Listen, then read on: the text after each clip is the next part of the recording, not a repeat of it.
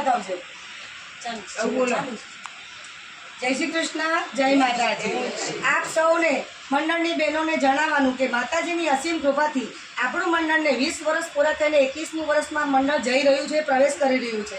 તો તેમાં આપણા વડીલોના પણ આશીર્વાદ છે અને આ વાત આપણા મંડળ માટે અને આપણા માટે ખૂબ જ ગર્વની વાત છે. બીજું કે આ મંડળના પ્રમુખ શ્રીમતી ચંદ્રિકાબેન પંચાલ છે, તે આપણા માટે અતિ ગર્વની વાત છે. ચંદ્રિકાબેન પંચાલે મંડળને ખૂબ જ સહજતાથી સંભાળ્યું છે, તેથી જ તો આપણા મંડળમાં એકતા જળવાઈ રહી છે. અને બીજું, આપણા મંડળમાં ચંદ્રિકાબેન પોતે આપણી જેમ આપણી સાથે અને આપણા બનીને વર્તે છે અને હું પ્રમુખ છું, હું કંઈક છું એવું એમને જરા પણ ગર્વ નથી. બીજું, એ આપણી સાથે બહેનપણીની જેમ વર્તન કરે છે. તેમના જીવનમાં ઘણા ઉતાર ચઢાવ અને સુખ દુઃખ આવીને ગયા છે, છતાં પણ તે મંડળ માટે સતત તૈયાર રહે છે.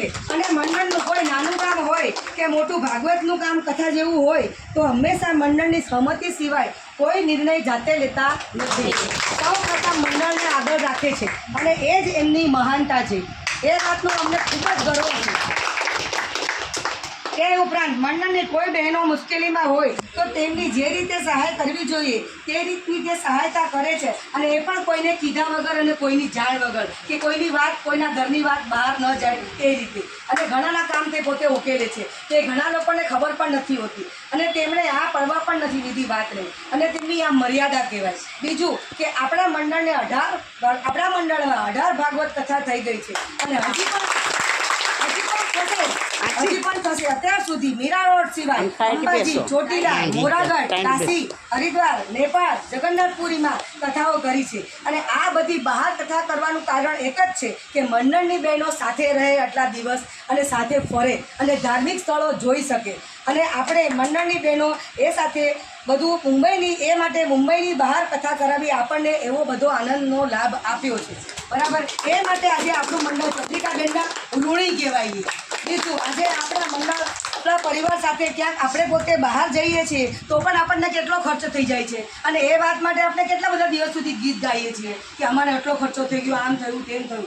પણ આ તો મંડળમાં જોડાયેલા છે એટલે આપણને થોડાક પૈસામાં આપણા પૈસા બી ઓછા કરે છે અને જેની પાસે પૈસા નથી હોતા તો તેના પૈસા પછી પણ લઈ લે, પછી આપજો, તમારી સગવડ થાય ત્યારે આપજો, એવું પણ આપણને મદદ કરે છે. એ બહુ મોટી વાત કહેવાય આપણા માટે. અને બીજું, એ આપણને પૈસા માટે પણ આપણને કામ આવે છે. આજે 20 વર્ષથી મંડળ ચલાવવું એ કંઈ નાની સૂની વાત નથી. ઘરમાં 4 મહેમાન આવી જાય છે તો આપણે ગભરાઈ જઈએ છીએ કે આ મહેમાનો આવ્યા, હવે રોકાશે તો આપણે શું કરશું. અને મંડળ સાચવવું એટલે બહુ મોટું કામ છે. અને બીજું, આપણે ઘરમાં 4-5 જણા હોય છે પરિવારમાં તો પણ મગજમારી થાય છે. આ તો મંડળ છે, જેટલા મોઢા એટલી વાતો. ચંદ્રિકાબેનને પણ સાંભળવું પડે છે. આ છતાં પણ પોતે મન મોટું રાખીને બધાના વાત સાંભળી અને માન અને પ્રસંગો પાર પાડે છે.